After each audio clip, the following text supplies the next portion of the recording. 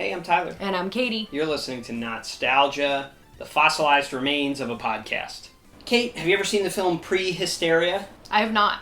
The only Prehysteria I've seen is clips of it in that horrible preview that you showed me these many weeks ago. And now I'm almost done. So you already got 2 movies left. I probably already asked you this when we did Dinosaurs, the TV show. Remember the TV show with the big puppet suits? Yeah, sitcom, John Goodman Daddy. Not the Mama, that whole thing. But I'm going to ask you again because that was a while ago and I don't remember. Were you interested in dinosaurs as a child? Yeah, in the way that, all kids are interested in dinosaurs. I did have, an illustrated book called After the Dinosaurs, which was just all about the rise of mammals. So I feel like I was more into early mammals, which were depicted as both terrifying and, sort of cute. So you weren't, mega Dinomania type of kid? Not really, no. Neither was I, really. But the world was. Yeah, oh, absolutely. At this time. So Prehysteria was a direct-to-video film that did not come out in theaters. Okay. It was released on VHS June 30th, 1993. Jurassic Park premiered in theaters 2 weeks before this. Okay, so smart marketing. Yes. They saw the Dinomania, they saw Jurassic Park's famous production going on, and they were like, we are going to make what I assume is a piece of crap made-for-video dinosaur movie and get it out. Yeah, so that smart. Kids who are whipped into a frenzy about Jurassic Park will be able to go rent this at the video store. Is this going to be scary like Jurassic Park? I doubt it, but I don't know. I've never seen it. So it was directed by Albert Band and Charles Band. I guess those are brothers. It was written by Pete Von Schally, Greg Sudduth, Mark Goldstein, and Michael David. Michael David?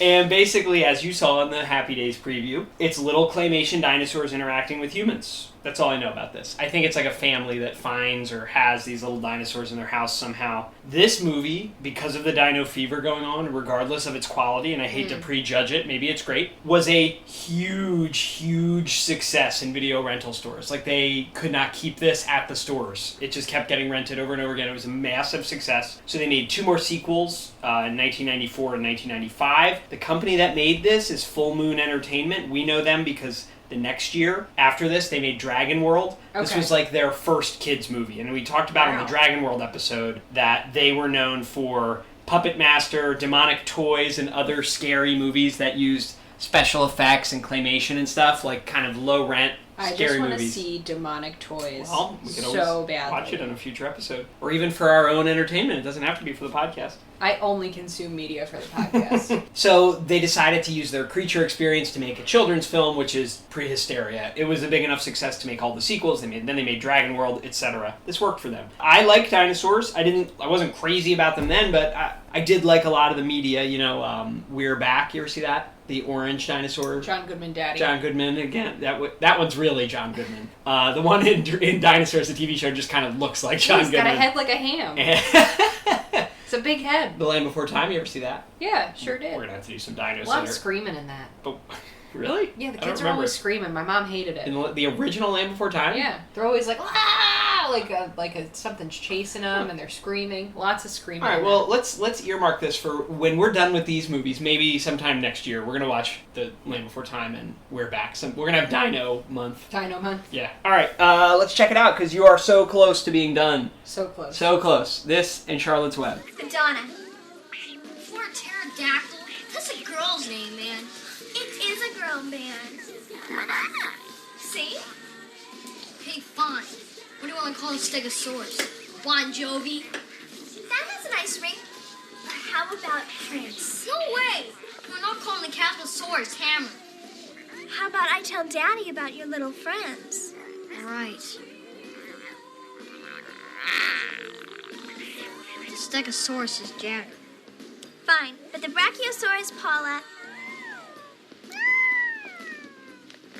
And the Casmo is Hammer.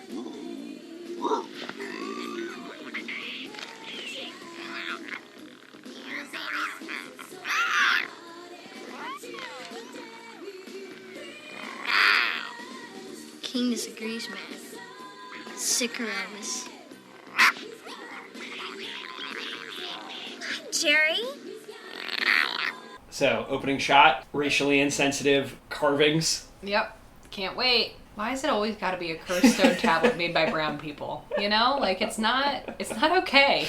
It's a bad trope, and you shouldn't use it. You can just tell this movie's gonna be wacky by its music. What kind of instruments are these? What was going? Boo doo doo, boo doo doo. What was that? Just a bunch of woodwinds. But what really tells you it's gonna be wacky is trombones going wow wow.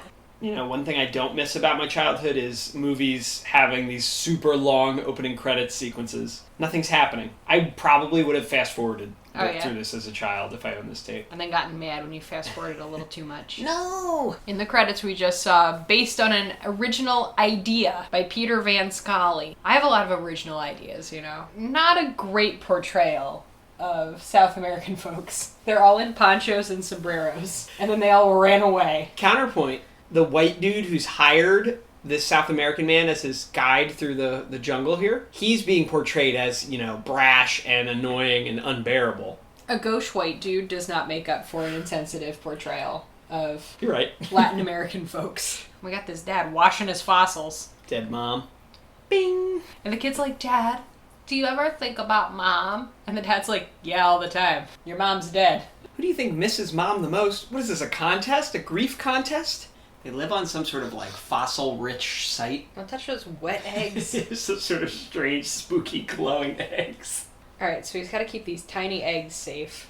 Why are these eggs so small? They're, like, all driving in the front seat of a pickup truck. And she's like, I want out of here. And he's like, open the door, Jerry. Let's push your sister out of this moving car. He's recently had a major loss in his life. Do not push this dad. He's very quickly vacillating between what sounds like serious anger and like, haha, come on. It's not good. Don't let Ruby lick those eggs. So he's trying to sell his fossils to this woman who's only interested in coming on to him. Because he's just irresistible in that flannel. Oh no, it's a cooler mix-up. Wacky. They have a Playmate cooler as well. Why is everyone using a Playmate cooler instead of like a bag or a box? Yeah, I don't know why their fossils need to be kept cold. So it's the dog's fault. Yeah. That's amazing. The dog picked up the cooler with his mouth and put it in the back of the car. Dogs love to be helpful. Especially when he knows there's forbidden eggs inside. Alright, so he's stolen these fossilized eggs that are like a major artifact. This is a crime. Yes. Okay, and now the kids are going to benefit from the crime.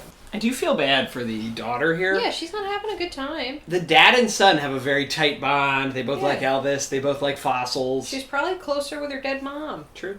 I hate this. Alright, that was the only laugh line in this movie, I think. So the cooler is missing because the dog has taken it. And this dad has marched his kids out to their farm field and been like, look for the cooler. That was a $50 cooler. It was very expensive. This kid doesn't seem to be asking an appropriate amount of questions. He's like, just happy. Cool, there's dinosaurs. Little teeny tiny dinosaurs. I don't think anyone's freaked out the right amount right now. Just saying.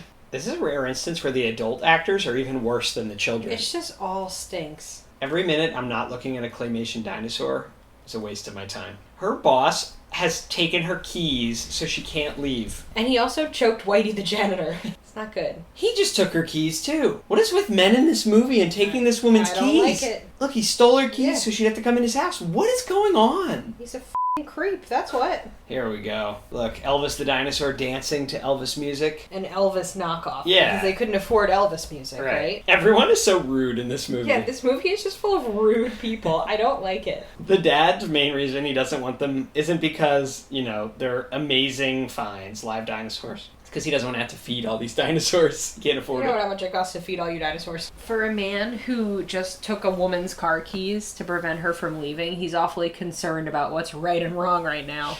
This family's just obsessed with raisins. I hate them. The dad has raisin prints on his boxers. They seem like little poops. And also, why is he first, so he's detained this woman, right? Against her will, basically. And now he's like yelling at her out the window in his underwear. This is not okay. Providing free labor. She's like preparing their greenhouse. And now Vicky's cooking for them. He has taken her keys and he is using her for free labor. I do not like this. Why is this dad's skin so smooth? The daughter was mad because she feels like dad is going to replace their dead mom with Vicky. And then he's like, no, you're still daddy's girl to me. Monica, like, ew. And then he was like, your mom's been dead for 2.5 years. It's time for me to move on. It's me, I'm a raisin farmer. I'm here to beat the shit out of men and farm raisins. And my raisins are all picked. I don't know. All of their dinos were just stolen by the mafia. Mm-hmm. Vicky was taken and kidnapped, and the dad's like, all right, kids, eat up. We gotta go pick grapes. Yeah, it's the next day. We gotta go make raisins. Monica! Jerry! Get down here on the double!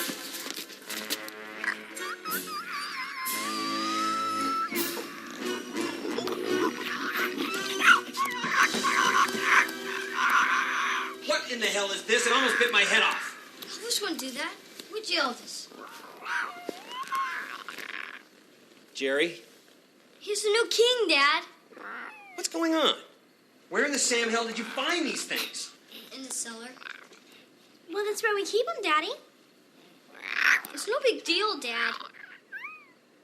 You two have some explaining to do, and it better be good.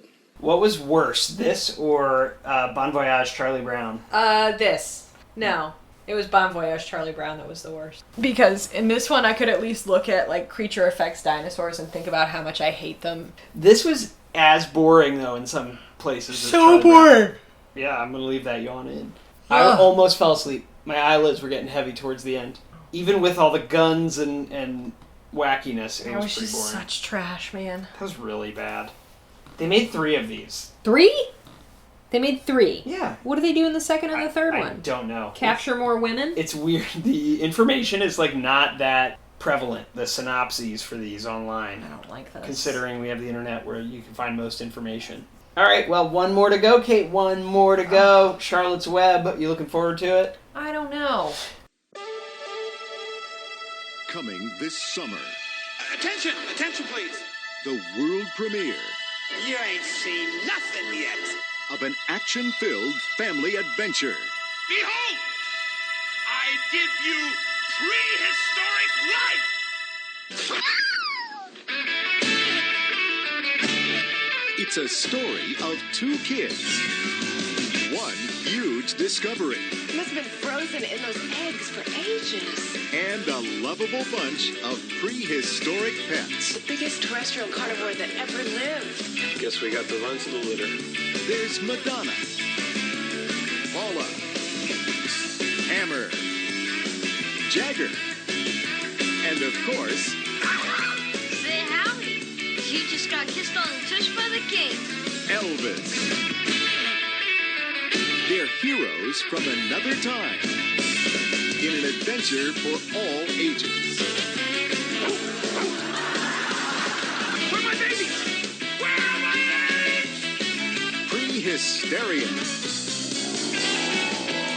Exclusively on video cassette.